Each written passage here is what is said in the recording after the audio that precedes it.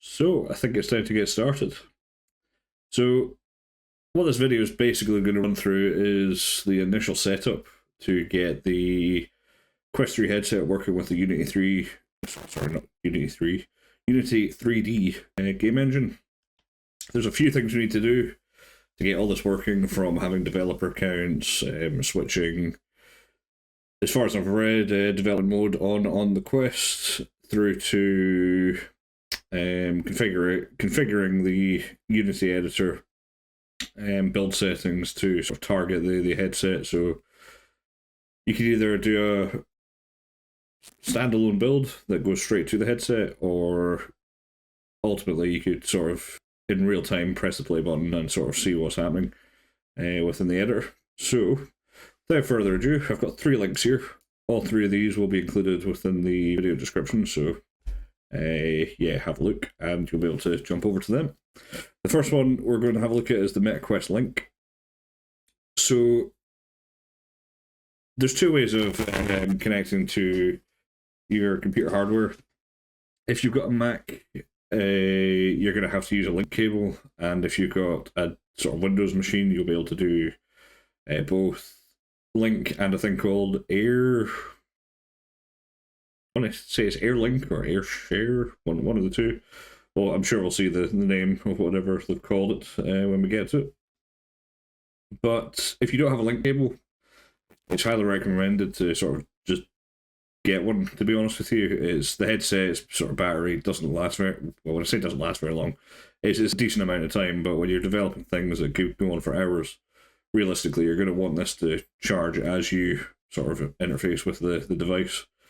Just so everything sort of works. And again, when it comes to link cables, you do need a specific cable. There are third-party sort of things on Amazon, which you can have a look if you want to potentially get a cheaper version, because the standard link cable that comes with the Quest, sorry, it doesn't come with the Quest, but can be bought along with the Quest, is quite expensive from what I remember.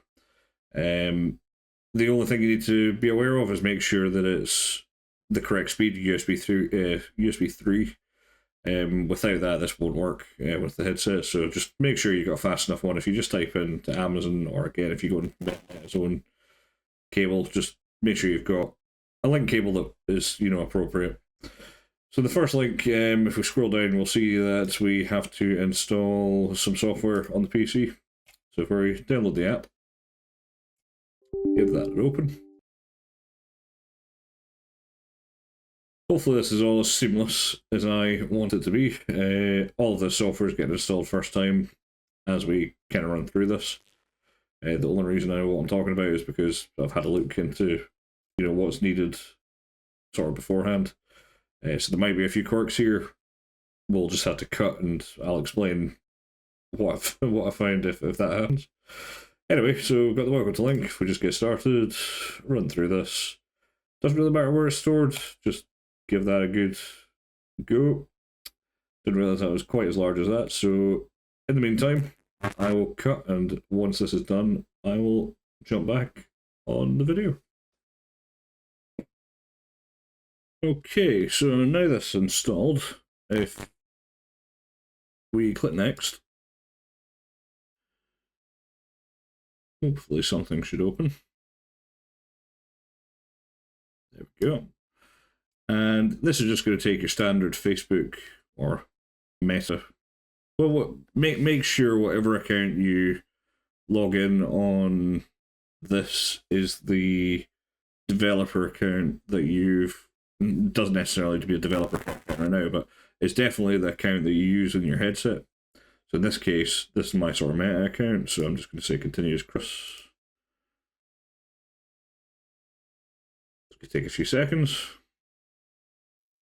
And then it's going to ask us for some VR downloads, and again, we just leave the directory, press continue.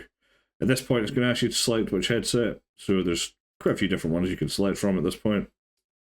In our case, we're going to be selecting, well, in my case, I'm going to be selecting the Quest 3.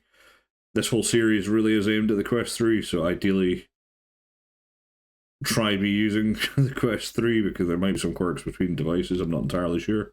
But anyway, whatever. Select the appropriate headset and realistically follow the tutorials for them. There we go. So as I mentioned before, we've got the option of a connection method, which is either going to be the air link or the link. In my case, I'm going to select link. And we're now going to essentially connect the headset to our link cable. So give it 2 seconds, let me get some of this in a better position.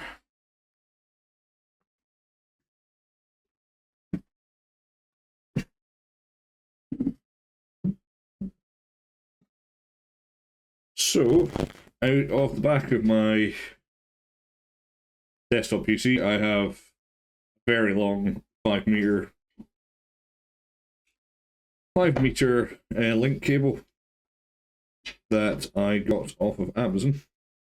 Highly recommended. And I'm just going to connect the device. Really stick thing got.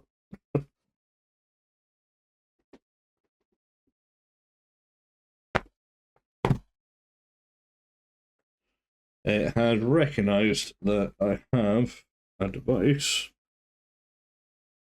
I'm just going to attach the strap to this just so it doesn't disappear. I'm trying to use it.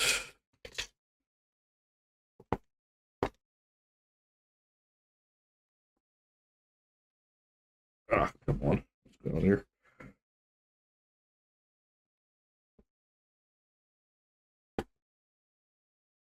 Trials and tribulations of live demos. There we go.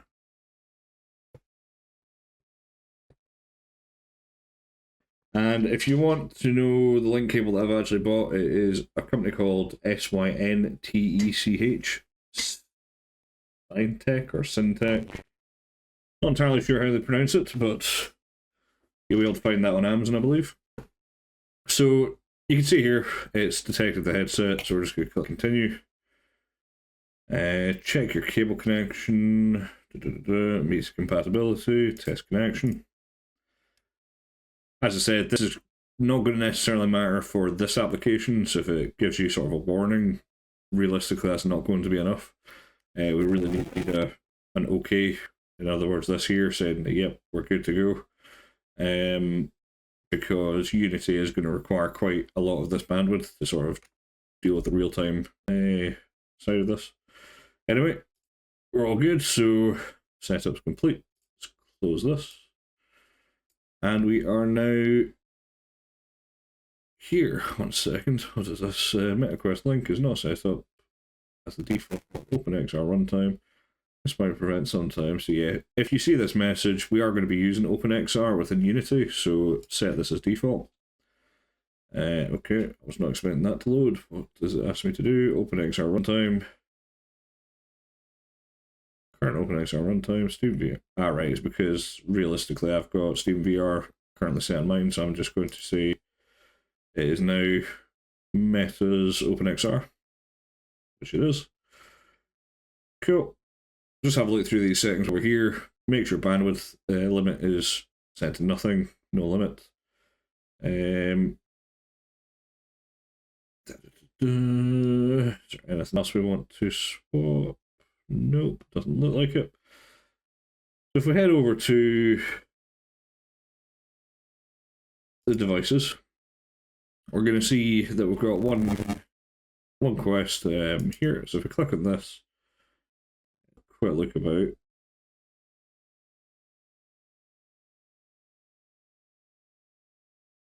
Just to make sure nothing's going to block anyone.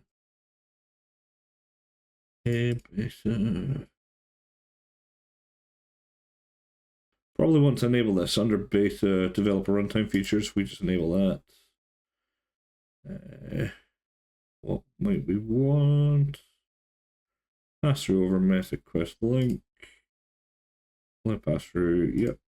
So this isn't really going to be too much of a thing for us, just because we're not developing XR applications. If you're developing an XR application, realistically, it'd probably be easier to visualize what's going on if you enable the pass through. Eye tracking, again, it's not really something I'm going to be using, but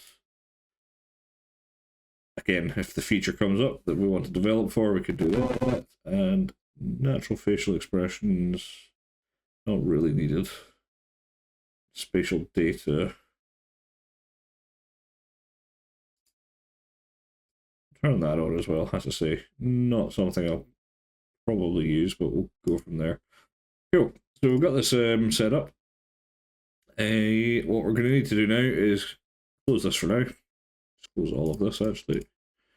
And we're going to install our game engine. So if we go to Unity and we click on download, we should be able to, if we click on see other plans, yeah, go for the Unity personal for now.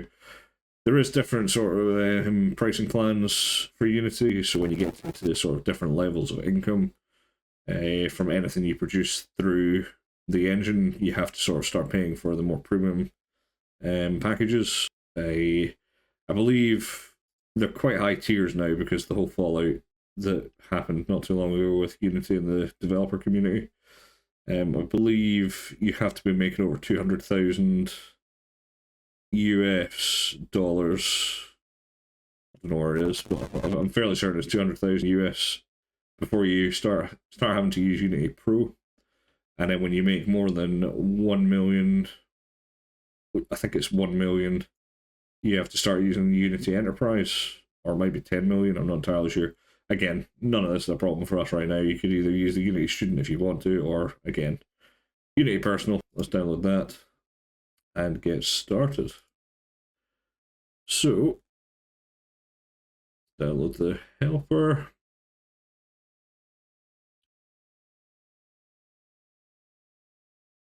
Open it up.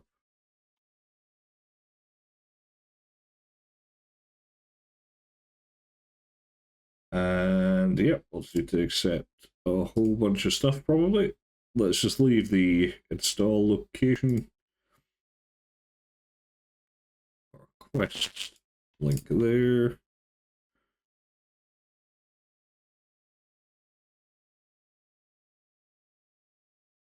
Cool, and you can see we have the option to run the Unity Hub now.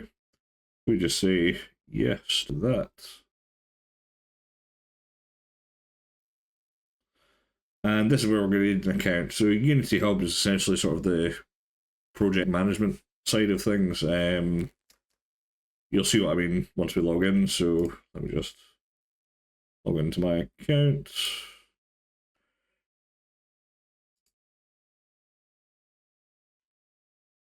If you don't already have one, just go away and create one. It's actually tell me that I need to create one. No idea why, but let's just do so. If we open up the hub again, well, say open up the hub, we should now see something that looks a bit like this. So we're going to install Unity Editor. By default, it's going to install Unity 6. As far as I'm aware, everything we're about to do all seems compatible with Unity 6. I'll show you how to install sort of different editors. We can skip the installation and go to that from a different place. Yep, so we just skip for now, agree to this. So you can see in the editor we've got our projects panel, we've got our installs panel, and what this allows us to do is install a whole bunch of different versions of Unity. So for instance, if I click install editor, you can see that we've got Unity 6, which it tried to install straight off the bat when we open the application, but we can also install 2022, 2021, and it's just, in case there's any compatibility issues with any of the stuff that you're working with, that's essentially how you would get around it, is by installing each independent one. In our case, I'm just going to install the LTS version of Unity 6, seeing as it's in the long-term support now. So if I do that, because the Quest is Android-based, we're going to need a few things here, particularly this Android build support. So if we enable that, you'll see that it automatically selected the OpenJDK and the Android SDK and NDK tools. This is going to help us build build the standalone versions, which we can then deploy straight to the Quest headset. Other than that, everything else is sort of just like iOS. If you need some of that support, I don't know why you would need that for what we're doing. But yeah, you can see all the different dependencies depending on what you're building. So yeah, include what you need. But this is all we need, so let's continue. So I'm going to accept terms again, accept more terms, give it an install.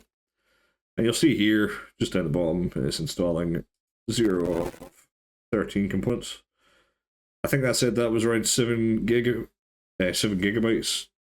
So what I'll do is I will come back again once this is finished, start downloading and installing, and we'll take it from there. So that's my installation finished. There's quite a few places throughout the installation where you're going to need to basically just click yes, yes, yes, yes. Yes, just let it do its thing, let everything install. And once it's done, you should see, if you open up that Unity 6, a whole bunch of green ticks. And if anything did fail, you should see a retry option on the right-hand side. Just install each independent bit. Just give it a retry and see what happens. So now we've got an editor. We're going to jump into the headset. We're going to have a look at what's available right now, because you should have a developer section, and also we'll need to enable the Quest link within the settings. And then from there, if you don't have the developer account, which I'm assuming you don't at this point, we'll show you how to essentially set that up. So, without further ado, let's jump into the headset. So, if this is your first time in the settings, you're going to need to enable a few things. If you head over to your settings inside your Quest and look for link, you will see this option here. If we click on that, you'll see over here this wee panel appears, which allows us to sort of search for PCs, or you could use the air link between. So if I was to select that, you should see my PC appear. Or maybe not. Either way, I'm not using Airlink, so don't need that. But if you are using Airlink, enable this.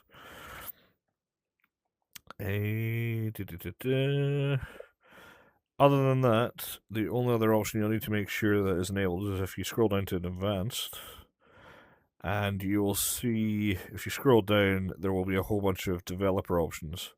If you don't see this, your Meta account isn't registered as a developer account, and we'll jump back onto the PC and I'll show you what we need to do to fix that.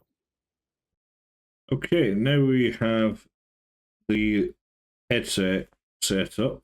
What we're going to do is, if you didn't have that developer section, I'm going to briefly show you what you need to do to sort of deal with that.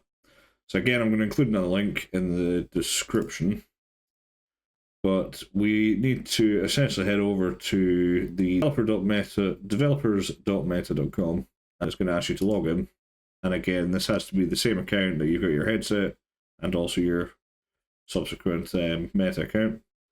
It's probably not going to look like this when you first start out. It's going to realistically ask you to create an organization. It doesn't necessarily, if you're planning on doing hobbyist sort of stuff to begin with, call this whatever you fancy. But when it comes time to actually deploy and make applications that are going to end up in the store, this has to be your legal business entity name. So as you can see, mine's I don't know why I've called our company Chronic Taco Studios, but it is what it is. And essentially, once you've done that, it's going to actually sort of verify this through legal documents and all that sort of stuff. That's kind of why this is important.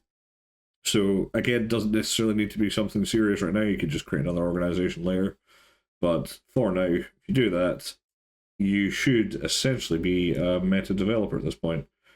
You're not going to be able to do much because, yeah, we're going to come back to all that later. But you can see here that this allows you to sort of use different sort of things like APIs, cloud storage, multiplayer testing tools. You can sort of invite other non-developer friends into that are sort of part of your friends list into sort of closed betas. And yeah, when it comes to that, it's all through the distribution, so you get different builds, release channels, so you'd have sort of like tests and all that sort of stuff. Again, this is a long ways away before we can get into this, to be completely honest with you.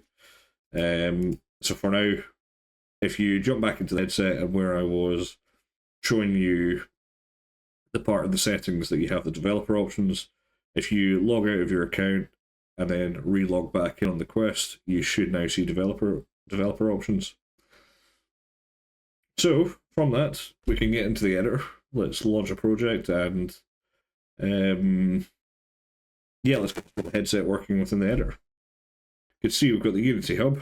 We're going to open that. And you can see that Unity 6 is installed, so we're just going to go over to the projects panel, new project. And there's quite a lot of nice sort of sample packs with Unity, which is quite nice. I don't know why I'm not seeing those. There we are. If you go to all templates, that'll be why. You get a whole bunch of different sort of things, but what's nice is they include sort of mixed reality templates. They also have sort of mixed reality tabletop templates. They've got virtual reality multiplayer templates, and then just VR core. I think there might be other stuff though. I'll just do a quick VR. Yeah, so you can see there's a sample for essentially a fully set up multiplayer Unity environment, and then there's one that's just essentially a single player sort of interactable. What we're going to do, because ultimately my game is going to be multiplayer at some point, we're going to start off with the multiplayer example. And if we download this template, I'll download both of them, might as well. You will see that we now have that on our PC, and we can name this whatever we want. So currently I don't have a name for the project that we're creating. So we'll just start out as VR game. I'm assuming we could change this later. Really hope we can. So you get a few options here. Connecting to Unity Cloud lets you set up gaming services for your project. You can manage this access via Cloud Project and Project Section of the Unity Cloud. Yeah, we're not too bothered about that, so let's just leave that unticked. And if you don't already have a Unity organization, it's going to realistically ask you to create one. So again, just follow the prompts, and again, it'll set you up. Cool. So if we create a project, we're going to see this launch. There is one other tool we're going to download just before the end of this tutorial, because as much as we're not going to need it initially, it's always good to have some 3D modeling software, just to be able to modify or even create sort of in-game assets. So I'm going to try and use a lot of assets just from like Sketchfab and whatnot, but if they need updating, then we're going to have some software to sort of deal with that. And back in the day when I was at university, we used 3ds Max, and there's a few different ones out there. So again, if you feel comfortable in any other editor, feel free to just stick to that. So there's like Blender, which is sort of an open source. It's a really good open source 3D modeling software and animation, to be fair. So yeah, let's see what happens here. Okay, so straight off the bat, as soon as the project opens, we're going to see two sort of pop-ups. One is welcome to the multiplayer template, start UGS configuration, and we're also going to see this project settings pop up if there was any warnings in relation to the XR plugin management. So beforehand, you used to have to sort of go into this via the settings and then install XR plugin management, but I'm assuming just because this template is very much expecting OpenXR to be sort of used, it's automatically doing that for us, where it's installing the plugin and then it's setting up. As you can see here, it's selecting the OpenXR use case, but you can see that there is some warnings that says your projects have some setting incompatibilities, and where you can see them is if you go to that project validation, if it doesn't automatically open, and if we just expand this panel, you'll see the option to fix all or fix. If it can be fixed by itself, you should be able to just press fix all, so we'll just do that for now. It's going to go through a few different things in the project and make some changes, as you can see down here. Might take a wee second. There we go, looks happier now. So if we go back to that first tab, you'll see that OpenXR now doesn't have any issues. And if we go into OpenXR here, let's just have a look at what is currently configured. Meta hand tracking. Okay, that's all fine. If we go over to Android, yeah, that's all fine. Okay, I think this might be slightly easier than it used to be then, which is quite nice. So if we close this and then have a look at whatever this is asking us to do. So before you begin exploring, select Easy to Start. This will guide you through the Unity Gaming Service configuration, which is required to set up a networked environment. Okay, so this is purely because of the fact we've got a multiplayer template, but let's just start this anyway. Let's just press save, just seeing as we've probably made some changes that aren't saved yet. Cool, so if we just press next and follow this along, so select normalization, so this will be the one that you created back in the Unity Hub. And we've got a cloud project, which we don't currently have. How do we, oh there we go, create a new cloud project. Create a new cloud project and link Unity to project. Let's do that. Be our game. That's linked members. Will this app be targeted to children? Nope. And then press save. And why is that still flashing? I just need to close it now. Yes, I do. I just need to close it. It's not very intuitive. So we've now connected the Unity project to the cloud. I'll just click next. Deliver the best voice. Text communications for all players in the Unity managed solution. Configuration. Only use test mode if you would like to generate debug tokens. Okay, don't need any of that. And that is us done. So we just say cool.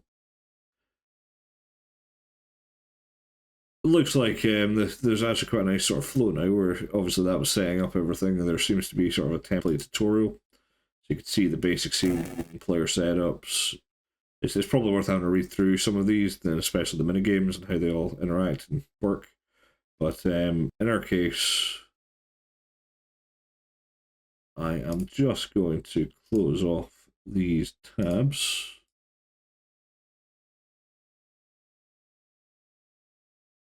Okay.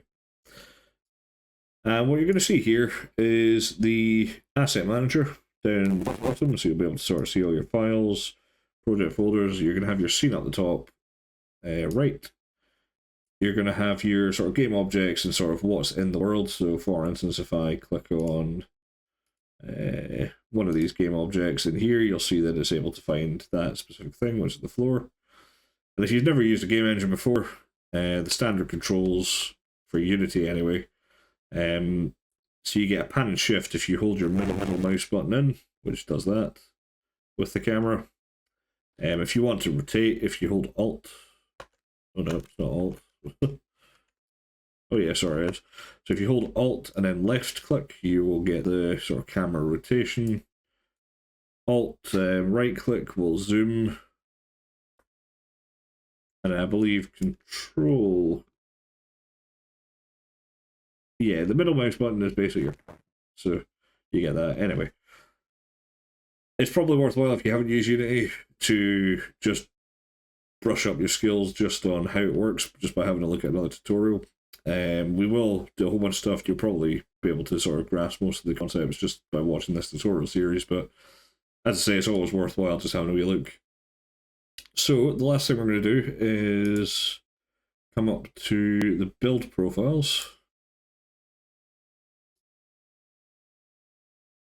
And we're going, as you can see here, the current build profile is set to Windows. If we click on Android and switch platform,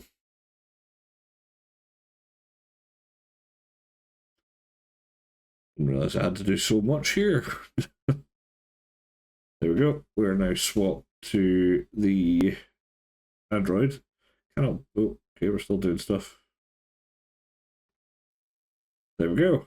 So, if you now plug in, I stupid unplugged this when we're having a look at developer settings because it would have been white if we were in there.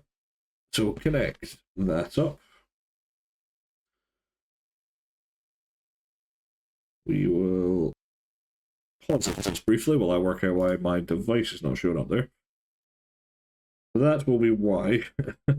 If you put the headset back on when you connect your device, you'll see a message saying allow USB debugging.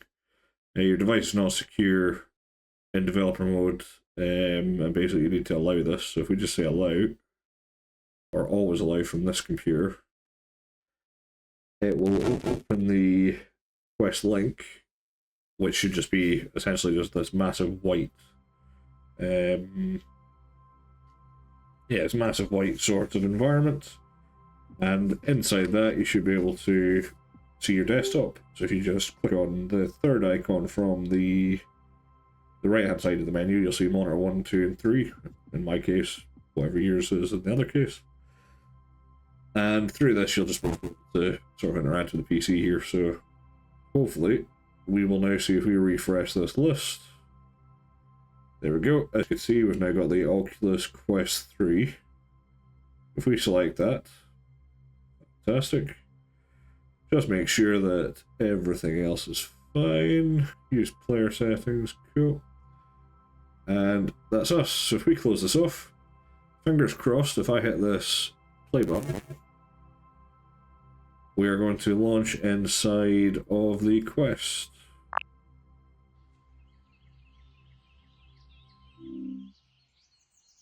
Which we have. I don't know how much of this you can see. Hopefully you're at least seeing, yeah, the edits are moving, and you can see me, whoa, that's not what I was expecting. Move that happen. And yeah, so for instance, there we go.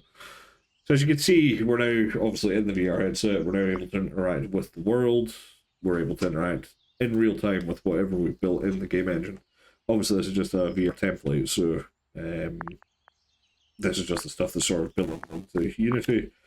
But what we're going to sort of look at in the next few tutorials is how stuff like this works, you know, the interaction sort of layers that allows us to sort of pick stuff up, drop stuff, throw stuff. And then, as you can see around, we have a whole bunch of sort of different things going on, from like message boards. I believe there's like audio systems that show you how to sort of sync audio over multiplayer. As you can see there. And a whole bunch of other stuff. And this is basically going to lay the groundwork for our game, which is quite nice. And as you can see, we're already in a multiplayer environment, so we are, technically speaking, if I was to invite some of my mates, they could join this room. And yeah, that's kind of it. So let's jump out the headset. We're going to download that last bit of software just to get us all set up, which is, that should be us in terms of having everything, you know, at least set up and configured for everything we're about to do, basically. So that's quite nice. So if I head over to our browser, that's a bit annoying. It looks as if they have completely changed their pricing strategies. Okay. Well, in that case, I guess we're learning Blender. So if I head over to blender.org, as mentioned before, this is a very capable 3D modeling software. And you can get it just by heading over to download. I will come back once that's finished.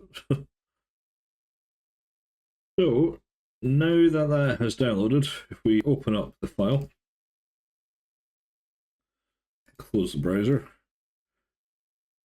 As always, don't change the install directory, just hit next to pretty much everything. It's a fairly standard installation, this.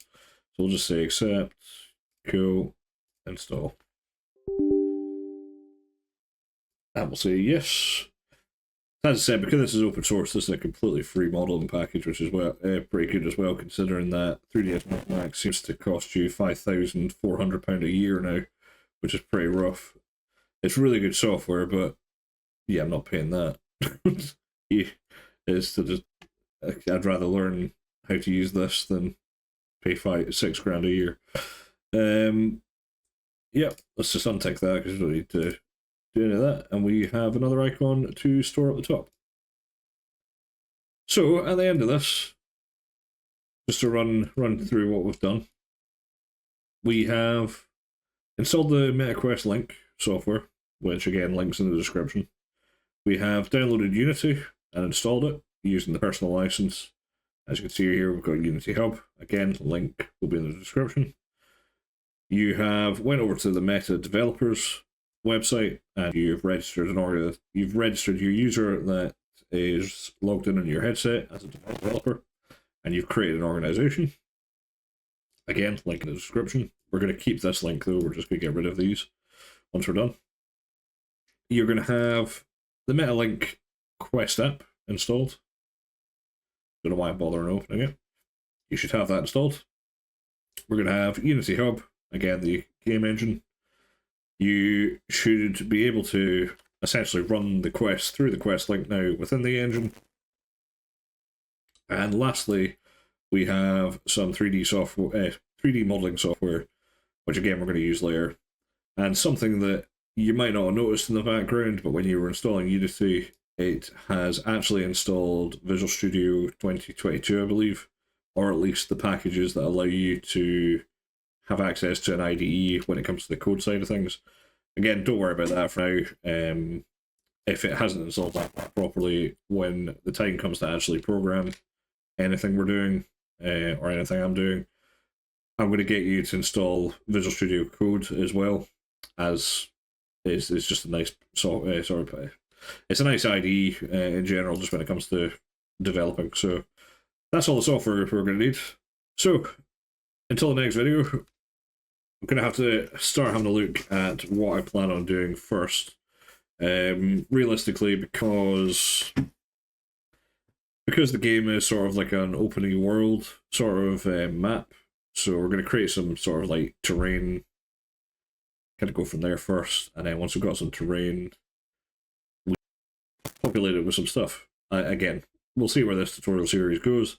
Terrain needs to happen first, then camera controls for the headset and stuff like that. So those are probably the very first sort of things I'm going to configure and get going. So we'll see how that goes.